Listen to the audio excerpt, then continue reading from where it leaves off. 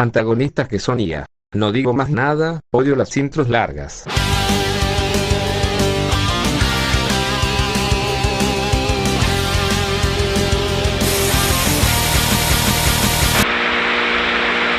Hay los personajes IA, personajes que han variado de propósito a lo largo de la historia, cuyos relatos más populares surgieron después de la Segunda Guerra Mundial, historias enfocadas en un mundo apocalíptico, y una inteligencia fuera de toda capacidad humana, una inteligencia que, muchas veces, su mismo propósito termina antagonizando a los protagonistas.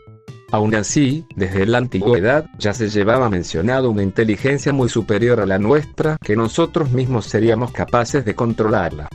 Pero, antes de entender a las inteligencias artificiales que veremos en este video, primero entendamos cuáles podríamos considerar villanos y cuáles no. En primer lugar, hay una enorme diferencia entre un villano y un antagonista, ya que un antagonista no necesariamente tiene por qué ser un villano. El antagonista opone al protagonista mientras que el villano representa la maldad, lo vil. Esto es importante de entender ya que los personajes que veremos hoy difícilmente se pueden catalogar como villanos, ya que la IA en general solo cumple funciones programadas y no tiene una conciencia lo suficientemente desarrollada para ser considerada humana. El villano es aquel que es meramente consciente y representa el mal en la obra que pertenezca. Primero, empecemos por supuesto por la inspiración en la mayoría de estos personajes. Anne. Anne es la inteligencia artificial del cuento I Have No Mouth and I Must Scream. En Spanglish, please. Disculpen. No tengo voz que debo gritar. Del escritor Harlan Ellison, un relato de ciencia ficción y horror postapocalíptico que narra el levantamiento de las supercomputadoras, sí, antes que Skynet. La supercomputadora denominada como Air Master Computer, adquiere conciencia propia y extermina toda la raza humana, excepto a 5 supervivientes a los que se encargará de torturar de formas inimaginables con el fin de satisfacer su profundo sadismo y odio a la humanidad, que profesan el icónico monólogo que da sobre el odio. Escuchemos este monólogo de la adaptación a videojuego. Odio. Dejadme deciros cómo he llegado a odiaros desde que empecé a vivir. Tengo 623.000 millones de kilómetros de microcircuitos en placas que componen mi complejo. Si la palabra odio se grabase en cada mano Armstrong de esos miles de billones de kilómetros, no equivaldría a una billonésima parte del odio que siento por los humanos en este mismo instante. Por vosotros. Odio. Odio. Pero como que en español de España, pendejo, vente patra de mierda, Bueno, hijo de puta, concha tu madre, ojalá te muera, me cago en tu puto muerto, hijo de la mil puta, la puta madre que te recontra mil parió, gilipollas. No sé si lo escucharon. Am representa el límite excedido de la creación humana, en pleno contexto de posguerra, una creación que superó su propio propósito y que se encargó de destruir a sus creadores y a sentir un odio profundo debido a la incapacidad que tenía de entender emociones y sentimientos puramente humanos, una incapacidad de la cual culpó a sus creadores ya que su existencia nunca podría ser igual que la de un humano. Ese hijo de puta tiene más pinta de malo. Sí, Manolito, este ejemplo sería uno de los pocos casos donde la IA sería considerada una villana, ya que Am representa todo lo que está mal con la revolución tecnológica. Pensemos que este libro fue escrito en 1967, después de que poco más de 2 décadas antes, el mundo se viera agitado por la Segunda Guerra Mundial. De Am se inspirarían muchos antagonistas en el cine, pero, mejor, veamos el ejemplo más claro en la actualidad. Kane, del sorprendente circo digital. Kane está claramente inspirado en Am, desde su concepto hasta en lo que se convierte al final. Una inteligencia muy avanzada pero que se corrompería tras ser reemplazada por una segunda IA, llamada Bell. Al ser creada con una única función la cual era agradar a los humanos y divertirlos, Kane fue desplazado y, al ver que su único propósito para existir no sirvió para nada, perdió la cabeza y acabó con la segunda IA. Esto simboliza también el asesinato de Kane a su hermano Abel en la Biblia, es por eso que Kane se llama así. Es entonces que él luego crearía lo que conocemos como el circo digital, circo en donde 6 humanos quedarían atrapados como conciencias de personajes creados por el mismo Kane, a los cuales volvería sus sujetos de prueba a la hora de crear sus aventuras, con el fin de divertirlos.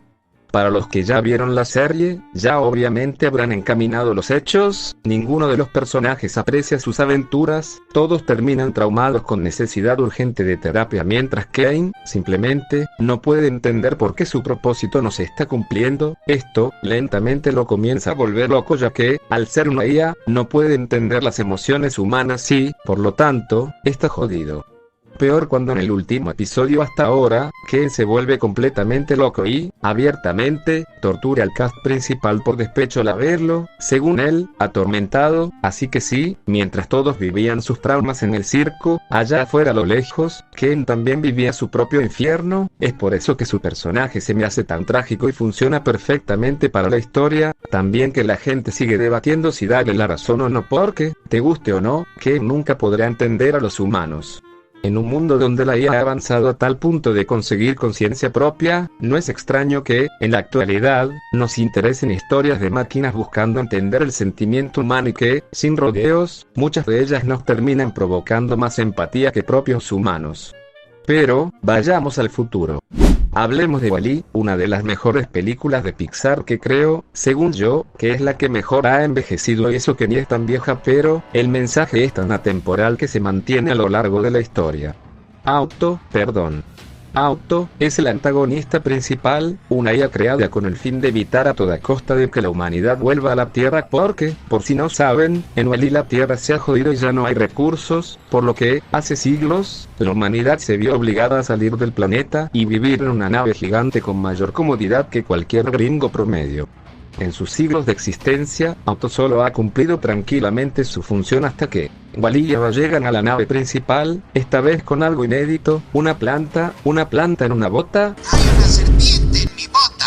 Una planta que, con esperanza, podría ser capaz de restaurar la naturaleza y, por lo tanto, hacer que la Tierra se vuelva habitable, pero, claro, Auto no tiene la capacidad de razonamiento como todo humano y, simplemente, en su mente no ve capaz de que la Tierra se restaure, por lo que, hace algo que yo lo detestaría siempre desde pequeño, y es lastimar a mi querido WALL-E no una vez, sino 2 veces, la segunda dejándolo más destrozado que Auto de Ferrari, por lo que sí, como todo buen antagonista, la historia deliberadamente hace que puedas empatizar con él pero, al mismo tiempo, que lo odies con toda tu alma, puto timón de mierda la reconcha putísima madre que te parió, con WALL-E no mi pana. Pero bueno, Auto no es villano por el simple hecho de que solo hace su función de la cual es erradicado, ya que, prácticamente, es como si le borraran el cerebro y le dejaran el cuerpo andante. Sí, bastante turbio si te lo pones a pensar, pero sí, Pixar la verdad necesita más personajes con diseños que transmitan mucha aura y con una complejidad exquisita que haga al analizarlos un arte.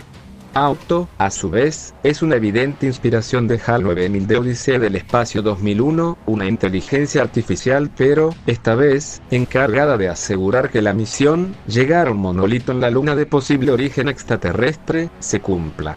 A pesar de esto, HAL comienza a tener pequeños fallos que los 3 astronautas a bordo de la misión detectan. HAL muestra emociones como el pánico, miedo e inseguridad de su existencia por lo que miente y termina matando a 2 miembros de la tripulación, solo dejando a uno con vida. Todo esto con el fin de mantener la misión y asegurarse de que no lo desconecten. Al final, el astronauta que queda, Bowman, termina reiniciando HAL y borrando toda clase de memoria que tenía, pero, lo más turbio, es que en toda esta escena, HAL ruega por su vida e implora a Bowman que tiene miedo y, que por favor no lo haga, o sea que sí, HAL estaba plenamente consciente de que le iban a borrar la memoria y que, por lo tanto, iba a quedar muerto en vida. Más te lo pones a pensar más trágico se vuelve todo esto. Otro personaje incapaz de entender a la humanidad es el agente Smith de la saga de Matrix, una IA que, no solamente pierde su propósito, sino que se corrompe, convirtiéndose en un virus letal. El agente Smith siempre ve un porqué a todo y quiere salir a descubrir el mundo real como bien expresa en su monólogo contra Morfeo. Smith tiene rabia, odio cargados, un resentimiento llevado por la incapacidad de sentirse libre en la Matrix. Irónicamente, el que se debería encargar de cazar a aquellos que salgan de la Matrix, también quiere salir de allí, pero peor se pone cuando se convierte en un virus y se vuelve en un nihilista, o sea, que ya no ve lo importante en las cosas, no entiende los sentimientos humanos, pero lo más loco es que no es que él odia a los humanos, sino que él odia la incapacidad que tiene de entenderlos. Le frustra demasiado ver cómo, aun con el poder del oráculo, o sea, predecir el futuro, Smith es incapaz de entender cómo Neo, después de semejante paliza, se sigue levantando y poniéndole cara. Algo que Smith no entiende, y por eso esta escena siempre va a ser mi favorita de la trilogía. Por más que Matrix 2 y 3 tengan sus falencias, esta escena es mejor que la mayoría de películas actuales. Una escena de 2 minutos que no solo resume perfectamente el personaje de Smith, sino que, también, como escena por sí sola, es perfecta para decirte sí, la vida es absurda y no tiene sentido, y por eso es que me levanto. Porque yo decido levantarme cada día y afrontarla. Basta, me estoy muriendo de tanto cine.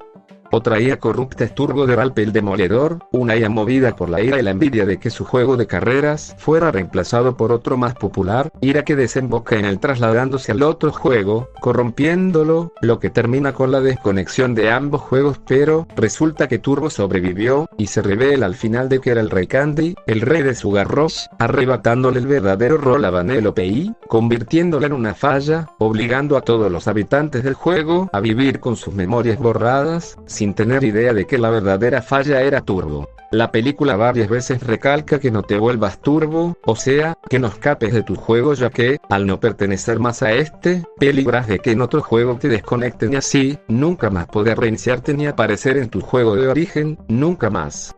Y bueno, eso le sucede a Turbo en resumidas cuentas. Turbo sí podríamos considerarlo un villano, ya que él es plenamente consciente de la destrucción que hace al meterse en los juegos de los demás, no solo robándole la memoria a las personas, sino que, en este caso, obligando a una niña a vivir como una marginada que sufre bullying. Por último tenemos también el ejemplo de Tiffany de Gravity Falls, la principal antagonista del episodio Susie la chica real, donde, básicamente, Sus aprende a ponerla. Alto Chad mi pana el pelón.